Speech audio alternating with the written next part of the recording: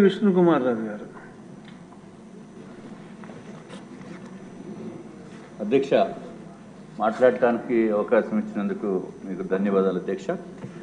జగన్మోహన్ రెడ్డి గారు ఇదివరకు ఎలక్షన్స్కి వెళ్లే ముందు మేము రేట్లు ఏమీ పెంచమని చెప్పారు అధ్యక్ష. అట్లాగే రాజధాని కూడా అమరావతి ఉంటుందని చెప్పిన మాటలు ప్రజలు ఎవరు కూడా మర్చిపోకూడదు అధ్యక్ష.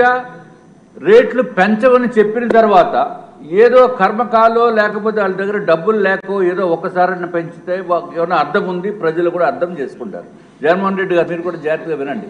మీరు చెప్పిన మాట ప్రతిదీ అబద్ధం. 9 సార్లు మీరు పెంచారు, 1-2 సార్లు కాదు. మనకి భారతదేశంలో ఏ రాష్ట్రానికి కూడా ప్రపంచంలో కూడా స్వాతంత్రం వచ్చిన తర్వాత అధ్యక్ష 5 years స్పాన్లో 9 times పెంచిన చరిత్ర ఘనత కేవలం జగన్మోహన్ రెడ్డి గారికి. అరే చెప్పింది ఒకటి, చేసేది ఒకటి.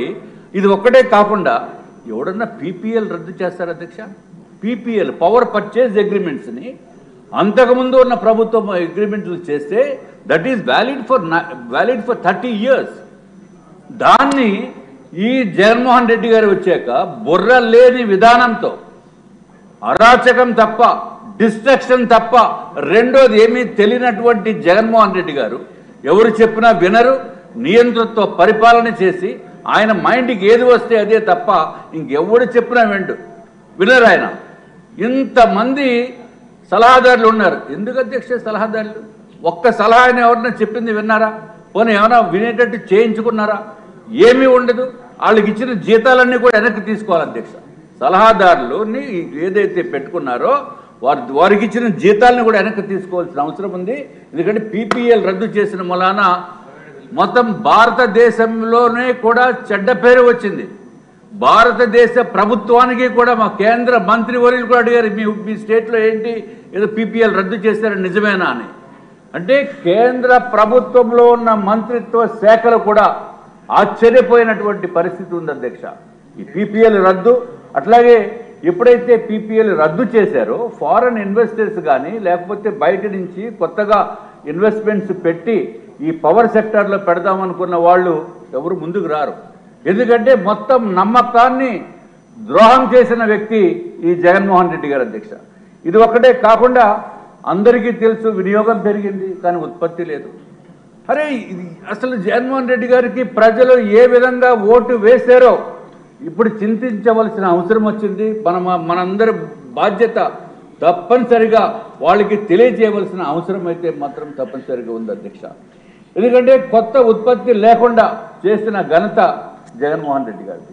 ఇటువంటి పరిస్థితుల్లో చంద్రబాబు నాయుడు గారు అట్లాగే మంత్రివర్యులు గట్టిపాటి రవికుమార్ గారు వారు ఏదైతే ప్రవేశపెట్టిన బిల్లు మాత్రము మంచి ఇన్సెంటివ్స్ తోటి రెన్యూబుల్ ఎనర్జీ ప్రవేశపెట్టిన బిల్లుని పూర్తిగా సమర్థిస్తూ అధ్యక్ష.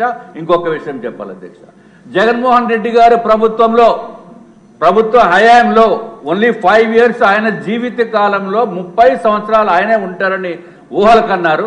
మళ్ళీ పొరపాటుని కూడా రాష్ట్ర ప్రజలు అర్థం చేసుకోవాలి. ఇటువంటి దుర్మార్గపు ప్రభుత్వాన్ని ఎన్నుకున్నారు ఇదివరకు. దయచేసి ఆ తప్పు మళ్ళీ ఎప్పుడు చేయకూడదు. 9 times పెంచిన ఘనత జగన్మోహన్ రెడ్డి గారు హిస్టరీలో మిగిలిపోతారు. ఫెర్రో ఎల్ఐస్ యూనిట్ల అధ్యక్ష, పాపము ఫెర్రో ఎల్ఐస్ ఎన్నో కంపెనీస్ గోల చేసి అయ్యా మా ఫ్యాక్టరీ మూసేసుకోవాల్సిన పరిస్థితి వచ్చింది.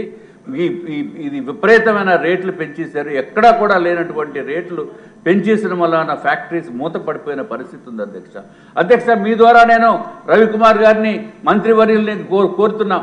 ఆ ఫెర్రో ఎల్ఐస్ని కూడా కొంచెం రివైవ్ చేయవలసిన అవసరం ఉంది అధ్యక్ష.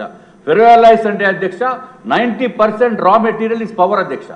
90% రా మెటీరియల్ పవర్ అయినప్పుడు పెట్టకుండా 9 రెట్లు పెంచేసి అదొకటే కాదు అధ్యక్ష. మా ఐటీ కంపెనీస్ కూడా, నేను ఐటీ పార్క్స్ అసోసియేషన్ ప్రెసిడెంట్గా ఉన్నాను విశాఖపట్నంలో. వాళ్ళు కూడా అరే సార్ ఇంత దారుణంగా పెంచేస్తున్నారు, దారుణం అని చెప్పినా మాట్లాడితే లోపల వేసేస్తాడేమని చెప్పి కిక్కురు మనకుండా ఊరుకున్నాం అధ్యక్ష. ఏమీ చేయలేనటువంటి నిస్సాయిత స్థితి.